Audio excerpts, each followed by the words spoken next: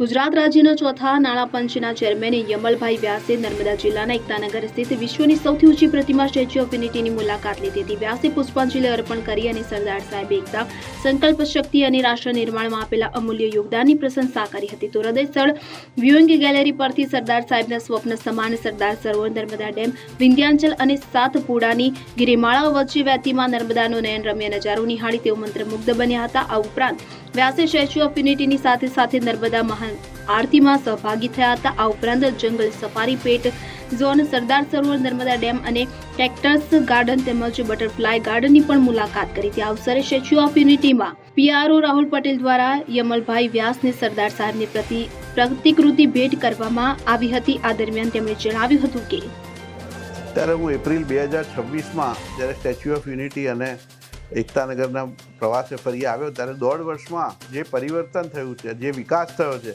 એ જોઈને હું ખરેખર દંગ થઈ ગયો છું। ગુજરાત અને દેશ માટે આ પ્રોજેક્ટનું અને આ સ્થળનું શું મહત્ત્વ છે એને દેશ અને વિદેશના પર્યટનકારીઓ હોય, પર્યટકોથી માંડીને અભ્યાસ કરવાવાળા લોકો, નિષ્ણાતો, આ બધાને માટે એક ઉદાહરણ બને એવું સ્ટેચ્યુ ઓફ યુનિટી બન્યું છે।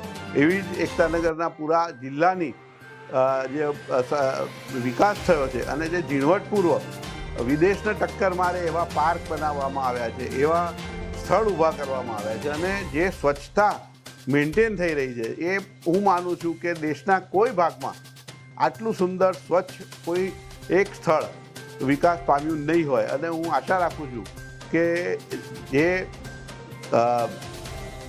સ્ટેચ્યુ ઓફ યુનિટી ઓથોરિટીની જે ટીમ છે, જે નિષ્ઠાપૂર્વક કામ કરે છે, જે ખૂબ ખંતથી કામ કરી રહ્યા છે અને વિઝન સાથે કામ કરી રહ્યા છે, એને ખૂબ વધારે સફળતા મળશે। અમને શુભેચ્છા પાઠવું છું અને આગામી વર્ષોમાં એકતાનગર જોવા માટે વિશ્વભરમાંથી લોકો વધારે ને વધારે આવે એવો હું એમને શુભેચ્છા આપું છું। દીપક જગતાપ, રાજપીપળા।